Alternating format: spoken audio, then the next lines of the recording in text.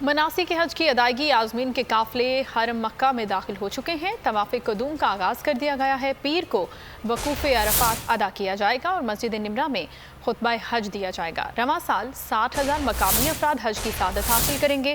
سعودی حکومت نے حجاج اکرام کو خوش آمدید کہنے کے لیے خصوصی فورس تیار کی۔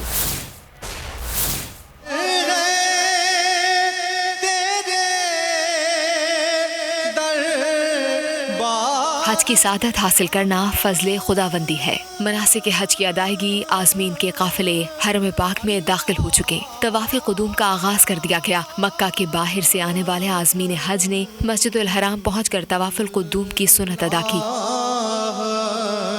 طواف القدوم کی ادائیگی کے لیے مسجد الحرام میں داخل ہونے کے لیے 6,000 عازمین پر مشتمل گروپس تشکیل دیے گئے ہیں، جو ہر 3 گھنٹے بعد مسجد الحرام میں داخل ہوں گے اور یہ کل رات 9 بجے تک جاری رہے گا۔ رواں سال 60,000 مقامی افراد حج کی سعادت حاصل کریں گے۔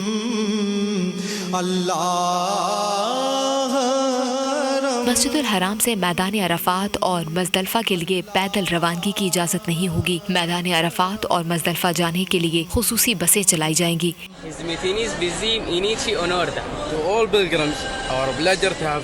سعودی عرب نے حجاج کرام کے لیے خصوصی فورس تیار کر لی۔ خصوصی فورس غیر ملکی حجاج کو ان کی زبان میں خوش آمدید کہے گی۔